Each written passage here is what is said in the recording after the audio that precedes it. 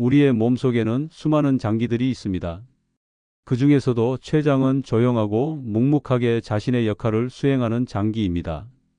하지만 췌장이 보내는 신호를 우리가 알아차리기까지는 너무나도 오랜 시간이 걸리며 이미 심각한 상황이 된 경우가 많습니다.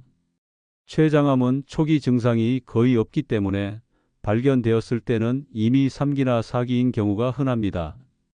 이때가 되면 수술도 어려워지고 생존율은 고작 1020%밖에 되지 않습니다. 그래서 췌장암은 걸리면 끝이라는 말이 나올 정도로 무서운 병으로 인식되고 있습니다. 왜 이렇게 췌장암은 무서운 병이 되었을까요? 유전적 요인, 환경적 요인 등 여러 가지 이유가 있지만 우리가 생각지도 못한 의외의 요인이 큰 비중을 차지합니다. 바로 잘못된 식습관입니다. 우리가 매일 아무 생각 없이 먹는 익숙한 음식들이 조용히 우리 췌장을 망가뜨리고 있습니다. 설마 지금 내가 먹는 음식이 췌장암을 유발한다고? 네, 맞습니다. 지금부터 췌장암을 키우는 최악의 음식들에 대해 하나씩 알려드리겠습니다. 아침에 믹스커피 한 잔으로 정신을 차리고 점심 식사 후에는 카페에서 에이드 한 잔을 마십니다. 오후에는 피곤해서 바카스 한 병을 따 마시고 퇴근 후에는 치킨을 먹으면서 콜라로 하루를 마무리합니다. 혹시 오늘 하루를 이렇게 보내셨나요? 우리가 너무 익숙하게 마시는 이 음료들은 모두 우리 췌장을 괴롭히고 있습니다. 이런 음료들 대부분에는 액상과당, 정확히는 고과당 옥수수 시럽 HFCS이 들어 있습니다. 이 액상과당은 단순히 단맛만 내는 것이 아니라 암세포가 세포막을 만들 때 직접 사용한다는 연구 결과도 있습니다. 암세포 입장에서는 아주 반가운 연료인 것입니다. 게다가 이 과당은 간에서 지방으로 빠르게 바뀌기 때문에 지방간, 비만, 당뇨를 유발하고 췌장 기능 저하까지 줄줄이 따라오게 됩니다. 췌장은 원래 인슐린을 만들어 혈당을 조절하는 중요한 장기입니다. 하지만 달달한 음료가 계속 들어오면 췌장은 야, 인슐린 더 나와, 또 나와 하고 하루에도 수십 번씩 혹사당하게 됩니다. 이렇게 혹사당하는 췌장은 결국 지쳐서 췌장염, 인슐린 저항성, 그리고 췌장암 위험까지 커지게 만듭니다. 우리는 이런 줄도 모르고 좋은 일이 있을 때 더 많이 마시곤 합니다. 명절 때나 병문안 갈 때, 누구를 만나러 갈 때 빈손으로 가기 뭐하니 비타오백이나 바카스 한 박스를 사가기도 합니다. 하지만 췌장은 그 선물이 진정으로 괴롭다고 느낍니다. 에너지 드링크는 당도 높을 뿐만 아니라 카페인까지 아주 강해서 이미 피곤한 췌장의 심장까지 덜덜 떨리게 만들어 이중삼중의 부담을 안겨줍니다. 그렇다면 과일로 만든 과일 주스는 좀 괜찮을까요?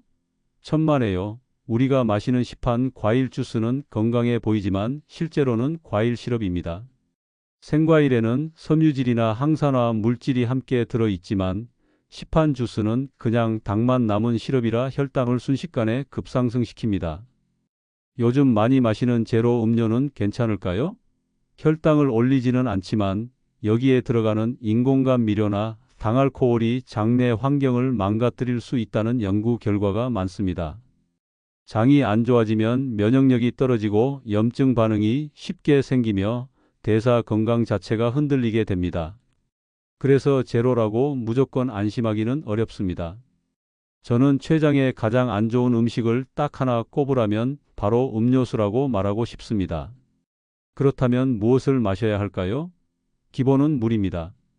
생수, 미지근한 물, 얼음물 모두 좋습니다.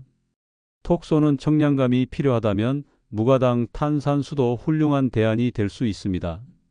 톡 쏘는 느낌은 그대로이면서 췌장에는 100배는 덜 부담스럽습니다. 무첨가, 팥물, 보리차, 옥수수차와 같은 전통 음료들도 좋습니다. 단맛 없이 입이 심심하지도 않습니다. 도저히 어렵다면 일단 절반만 줄여보는 것부터 시작하세요. 탄산음료를 한 캔씩 마셨다면 절반만 마시고 커피에 들어가는 시럽도 일단 빼보세요. 다음번에 선물을 할 일이 있다면 비타오백 한 박스 대신 무가당 차 세트나 좋은 견과류 선물 세트를 선물해 보세요. 받는 분의 건강도 챙길 수 있고 췌장도 괴롭지 않습니다. 자, 두 번째 음식은 바로 김밥입니다. 김밥이 왜요? 라고 생각하실 수 있습니다. 김밥은 소풍 갈 때 먹는 추억의 음식이고 고기, 야채, 적당한 밥이 들어가니까 왠지 건강할 것 같지만 사실은 정제 탄수화물 덩어리입니다. 하얀 쌀밥에 달달한 단무지, 달콤한 우엉, 햄, 맛살 같은 가공식품까지 입에 착착 감기는 조합이지만 우리 몸에 들어가면 췌장은 비상사태에 들어갑니다. 혈당이 급격하게 치솟고 췌장은 인슐린을 폭발적으로 뿜어내게 됩니다. 한두 번은 괜찮을 수 있지만 하루에 두세 번씩 반복되면 췌장은 점점 지치고 제 역할을 제대로 못하게 됩니다. 인슐린 저항성이 생기면서 당뇨, 췌장염, 췌장암으로 이어지는 공식 코스를 밟게 되는 겁니다. 김밥뿐만 아니라 떡, 비빔밥, 잔치국수, 라면, 소금빵 등 우리가 흔히 먹는 음식들이 모두 같은 계열입니다. 실제로 연구에서도 정제 탄수화물 위주의 식습관이 췌장암의 위험을 확실하게 높인다는 사실이 증명되었습니다. 그렇다면 김밥을 먹고 싶을 때 어떻게 해야 할까요? 재료만 살짝 바꿔주면 됩니다. 밥 대신 계란 지단이나 두부, 콜리플라워, 라이스를 활용해 보거나 꼭 밥을 넣어야 한다면 현미, 귀리, 보리밥 같은 잡곡밥으로 바꿔 보세요. 빵이나 떡, 면도 마찬가지입니다. 통밀빵, 곤약면, 현미떡처럼 덜 정제된 재료로 천천히 바꿔나가는 것만으로도 혈당 스파이크를 크게 줄일 수 있습니다. 세 번째는 튀김입니다. 저는 튀김 잘 안 먹는데요 라고 생각하실 수 있습니다. 정말 그럴까요? 점심에 돈가스 정식을 먹고 퇴근길에 닭강정을 포장하고 주말에는 피자를 시켜 먹습니다. 식탁 위에는 도넛 상자가 놓여 있네요. 이름만 튀김이 아닐 뿐 우리는 생각보다 자주 그리고 자연스럽게 고지방 튀긴 음식들을 즐기고 있습니다. 췌장 입장에서는 거의 노동을 착취하는 수준입니다. 지방을 소화하려면 췌장에서 소화 효소를 엄청 많이 만들어야 하거든요. 이런 식단이 일상이 되면 췌장은 점점 지치고 소화 효소를 제대로 만들지 못하게 됩니다. 더 큰 문제는 이렇게 쌓인 지방이 염증을 만든다는 것입니다. 췌장에 만성 염증이 생기면 그 자리는 암세포가 자라나기 딱 좋은 환경이 됩니다. 췌장이 이미 지쳐있는 상태이니 암세포는 눈치를 볼 필요도 없이 마구 자라기 시작합니다.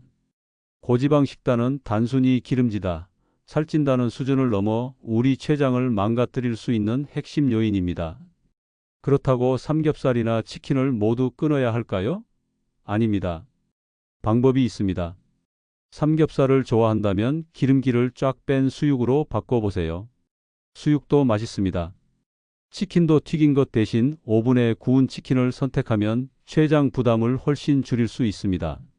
중요한 것은 무조건 끊는 것이 아니라 바꾸는 것입니다.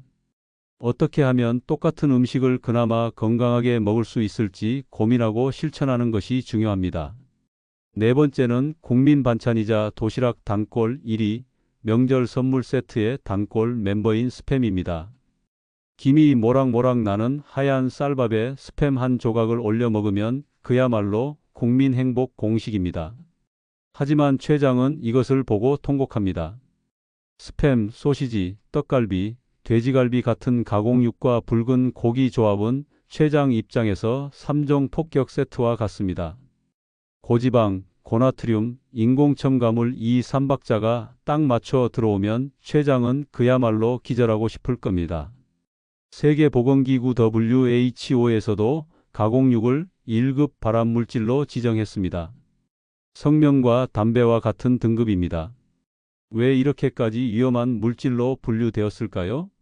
이러한 고기들을 소화하는 과정에서 지방이 분해되면서 독성 물질이 발생하는데 이 독성 물질이 가장 먼저 공격하는 장기가 바로 췌장입니다.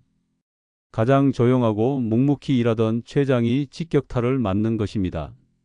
이것을 단번에 끊기는 어렵다는 것을 저도 잘 압니다.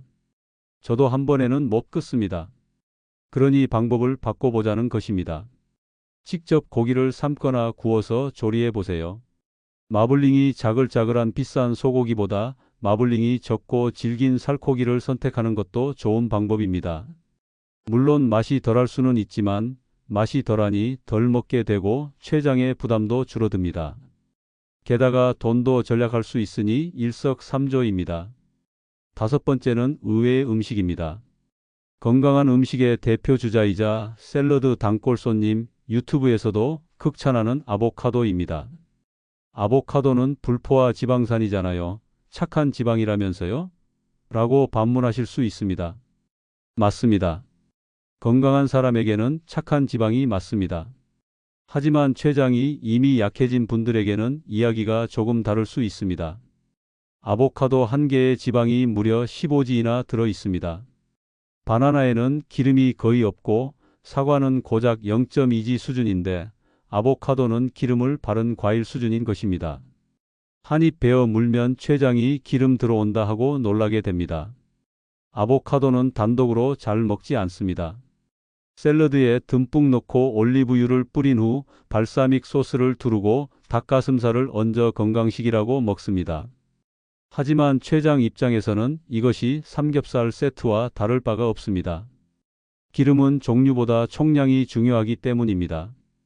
게다가 기름은 염증을 유발할 수도 있으므로 췌장이 약한 분들에게는 좋은 기름이 아니라 무거운 짐이 되는 것입니다. 아보카도와 비슷한 또 하나의 의외의 음식은 땅콩입니다. 땅콩도 혈관 청소 간식으로 알려져 있지만 한 줌에 기름이 15g 넘습니다. 게다가 땅콩은 먹다 보면 손이 멈추지 않습니다. 한 줌만 더, 조금만 더 먹을까?